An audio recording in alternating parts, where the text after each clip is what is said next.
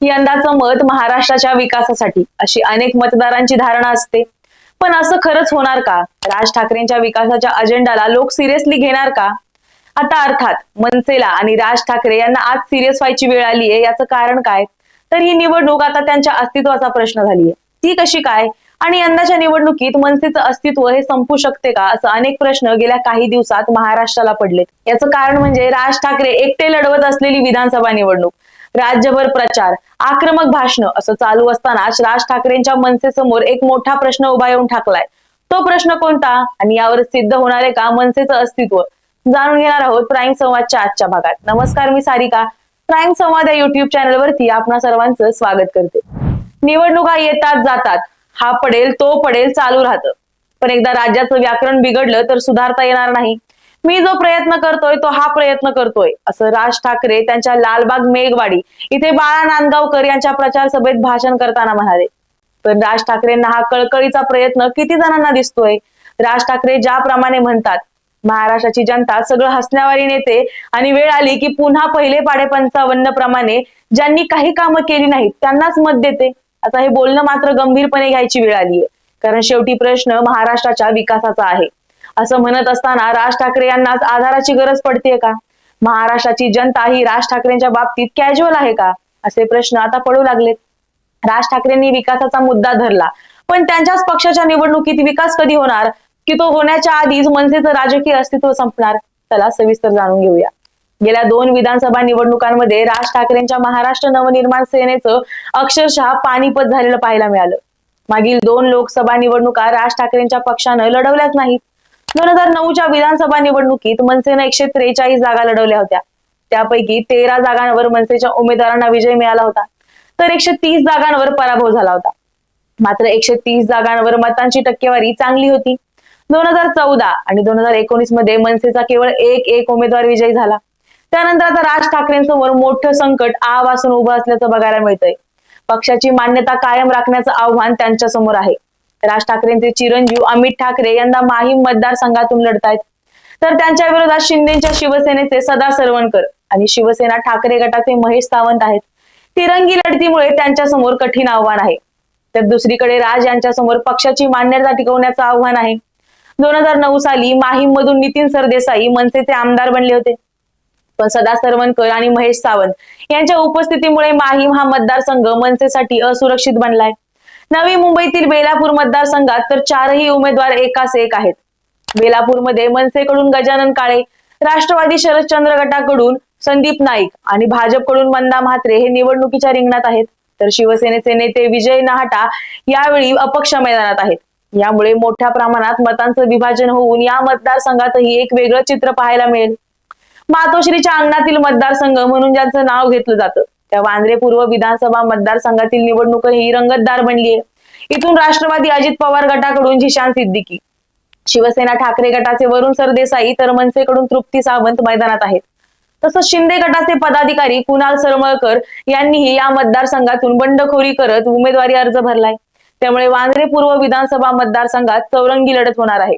ऐन निवडणुकीच्या तोंडावर या भागातील मनसेचे अखिल चित्रे यांनी शिवसेनेत प्रवेश केलाय. त्यामुळे वांद्रे पूर्व मतदारसंघातील या चौरंगी लढतीमध्ये देखील आश्चर्यकारक निकाल लागण्याची शक्यता आहे. एकूण मतदानापैकी 6% मत मिळवत 2 आमदार किंवा 3% मत घेत 3 आमदार किंवा 8% मतदान घेतल्यास मनसेची मान्यता कायम राहील. यंदाच्या विधानसभा निवडणुकीत मनसेचे 125 उमेदवार लढतायत. राज्यातील एकूण मतदारांचा आकडा 9,70,00,000च्या घरात जातो. 6 महिन्यांपूर्वी झालेल्या लोकसभा निवडणुकीत राज्यात 61.29% मतदान झालं. गेल्या 3 विधानसभा निवडणुकींचा विचार करता मतदानाची सरासरी 60% राहिली आहे. यंदाही हाच आकडा राहिल्यास 6 कोटी मतदान होईल. त्यातील 8% मतं मिळाल्यास राज यांच्या पक्षाची मान्यता कायम राहील. मान्यता कायम राखण्यासाठी मनसेला 8% मतांची गरज, म्हणजेच पक्षाला 25 लाख मतं मिळावी लागतील. गेल्या 2 निवडणुकीत मनसेची धूळदाण झाली आहे.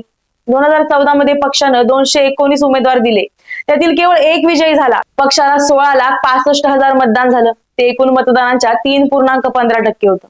2019 मध्ये पक्षानं 101 जागा लढवल्या, तेव्हाही केवळ एकच उमेदवार निवडून आला. त्यावेळी पक्षाला 12,42,135 मतं पडली. ती एकूण मतदानाच्या केवळ 2.25% होती. यंदा मनसेचे उमेदवार 125 आहेत. गेल्या 5 वर्षात घडलेल्या अभूतपूर्व घडामोडी, दोन प्रादेशिक पक्षांमध्ये पडलेली फूट, त्यामुळे होणारं मतविभाजन या परिस्थितीचा फायदा मनसेला होण्याची शक्यता आहे. पण तरी राज ठाकरेंचा पक्ष 25 लाख मतं घेऊ शकेल का, असा प्रश्न राजकीय वर्तुळात विचारला जातोय. आता याच पार्श्वभूमीवर मनसे समोरची आव्हानं नेमकी कोणती आणि त्या आव्हानांना मनसे कसं तोंड देऊ शकते, हे जरा जाणून घेऊया. भाजप, शिवसेना शिंदे किंवा युबीटी आणि काँग्रेस राष्ट्रवादी गट यासारख्या प्रस्थापित पक्षांच्या तुलनेत मनसेचे तळागाळात अस्तित्व कमी आहे. त्यांची संघटनात्मक रचना शहरी भागात अधिक केंद्रित आहे, विशेषतः मुंबई, ठाणे आणि नाशिक. त्यामुळे ग्रामीण मतदारसंघात त्यांचा प्रभाव कमी आहे. मराठी भाषिक मतदारांमध्ये मनसेचे एकेकाळी जोरदार आवाहन होतं, परंतु कालांतरानं हा जनाधार कमी झाला आणि अनेक जण शिवसेना किंवा भाजपकडे वळाले. राज ठाकरेंचं नेतृत्व हे जरी प्रभावी करणारं असलं, करिश्माई असलं, तरी सुद्धा त्यांची भूमिका ही ठोस नाही. लोकसभेमध्ये सुद्धा त्यांनी महायुतीला पाठिंबा दिला होता आणि आता विधानसभेत स्वतंत्र निवडणूक लढवणार म्हटल्यावरती त्यांनी भाजप सोडल्यास महायुतीतील इतर मित्र पक्षांवर टीका करायला सुद्धा सुरुवात केली. त्यामुळे राज ठाकरेंचा कल नक्की कोणाकडे, याबाबत त्यांच्याच मतदारांमध्ये गोंधळ निर्माण झालाय. या गोंधळामुळे राज ठाकरेंना फटका बसण्याची शक्यता आहे, कारण इथे मतांचं विभाजन होऊ शकतं. राज ठाकरेंची भूमिका स्थिर नसल्यामुळे त्यांनी काही भागांमध्ये भाजपला पाठिंबा दिल्यामुळे राज ठाकरेंचे मतदार हे त्यांच्यावर नाराज होऊ शकतात आणि यामुळे त्यांच्या पक्षाची मतं ही कमी होऊ शकतात. मनसे अनेकदा स्वतंत्रपणे निवडणूक लढवते, ज्यामुळे बहुकोनी लढतींमध्ये जिंकण्याची क्षमता मर्यादित होते. इतर पक्षांसोबतचे ताणले गेलेले संबंध पाहता युती करणं आव्हानात्मक असू शकतं. बहुतेकदा आपण पाहतोच, राज ठाकरे हे सत्ताधारी असो विरोधी असो त्यांच्यावरती टीका करतच असतात. अर्थात राज ठाकरे हे सडेतोड उत्तर देणार आहेत, त्यामुळे त्यांना जे पटतं त्याविषयी ते कौतुक करतात आणि त्यांना जे पटत नाही त्या विरोधात ते टीका करतात.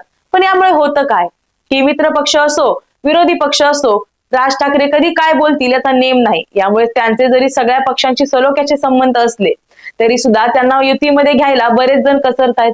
यामुळे सुद्धा त्यांची सत्ता आजवर महाराष्ट्रात आलेली नाही. पक्षाचा भूतकाळ हा प्रामुख्याने ओळख आधारित राजकारणावर, जसं की मराठी अभिमान, उत्तर भारतीय स्थलांतरिताच्या विरोध यावर अवलंबून आहे. भाजप आणि शिवसेनेसारख्या प्रतिस्पर्धी पक्षांनी व्यापक मतदारसंख्येला आवाहन करून विकास आणि प्रशासनाचा समावेश करण्यासाठी त्यांच्या अजेंड्यामध्ये विविधता आणली आहे. आता राज ठाकरेंनी सुद्धा महाराष्ट्राच्या विकासाचा आराखडा या अंतर्गत आम्ही हे करू असा जाहीरनामा प्रसिद्ध केलाय. हा जाहीरनामा मात्र पूर्णतः महाराष्ट्राच्या पुढच्या 100 ते 150 वर्षांच्या विकासावरती फोकस करतोय. असं जरी असलं तरीही महाराष्ट्रातला मतदार हा मनसेला किती सिरियस घेतो हे पाहणं महत्वाचं ठरणार आहे. आता गेल्या काही वर्षातलं राजकारण पाहता महाराष्ट्राच्या जनतेला बदल हवाय. हा बदल त्यांना मनसे मिळवून देऊ शकतं. यामुळे महाराष्ट्राचा फोकस हा मनसेवरती असू शकतो. पण अर्थात यासाठी मनसेला त्यांचा जबरदस्त प्रचार सुद्धा करावा लागणार आहे. राज ठाकरेंनी महाराष्ट्रभर सभा घेतल्या तरी सुद्धा आतापर्यंतचा इतिहास पाहता त्यांच्या सभांना जितकी गर्दी होते तितके त्यांना मतदान होत नाही. आता अर्थात ही परिस्थिती महाराष्ट्राच्या मतदारांना बदलली तर मनसेला चांगले दिवस येऊ शकतात. आता वरचे काही मुद्दे पाहता महाराष्ट्रात मनसे समोर त्यांचं अस्तित्व टिकवण्याचं आव्हान आहे हे नक्की.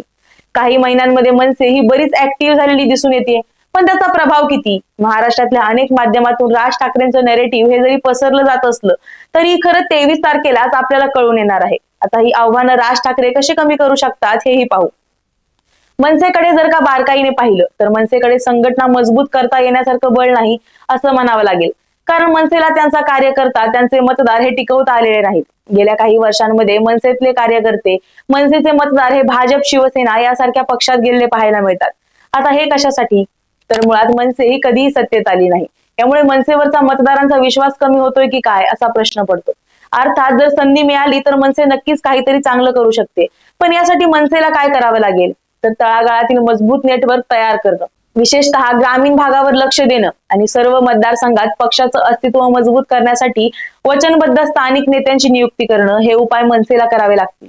मनसेला तरुणांचा रोजगार, गृहनिर्माण, शहरी पायाभूत सुविधा आणि सार्वजनिक वाहतूक या मुद्द्यांवर लक्ष केंद्रित करणारा स्पष्ट सातत्यपूर्ण जाहीरनामा विकसित करण्याची गरज आहे, जो त्यांनी केलाय. ओळख आधारित वक्तृत्वावरून आर्थिक विकास, आरोग्य आणि शिक्षण यासारख्या मूर्त प्रशासन समस्यांकडे लक्ष केंद्रित करणं याचाही त्यांच्या जाहीरनाम्यात समावेश आहे. मनसेकडे क्षमता असली तरी विधानसभा निवडणुकीत त्यांच्या समोर चढाओढ आहे. भाजप आणि शिवसेनेसारख्या मोठ्या पक्षांच्या वर्चस्वाचा सामना करण्याच्या क्षमतेवर, पक्षाचं आकर्षण वाढवण्याच्या क्षमतेवर हे यश अवलंबून असणार आहे. तळागाळातील समस्यांचं निराकरण करून, युती बनवून आणि प्रशासनावर लक्ष केंद्रित करून मनसे आपली शक्यता सुधारू शकते. पण महत्वपूर्ण निवडणूक यश मिळवण्यासाठी अनेक निवडणुकांमध्ये त्यांना सतत प्रयत्न करावे लागणार आहेत. याबाबत तुम्हाला काय वाटतं? मनसे त्यांचं अस्तित्व या निवडणुकीत सिद्ध करू शकेल का? मनसेचे किती उमेदवार निवडून येतील? मनसे महाराष्ट्राच्या सत्ताकारणात येऊन महत्वाचे बदल घडवेल का? हे आम्हाला कमेंटमध्ये नक्की सांगा आणि प्राईम संवाद या युट्यूब चॅनलला सबस्क्राईब करायला विसरू नका. धन्यवाद.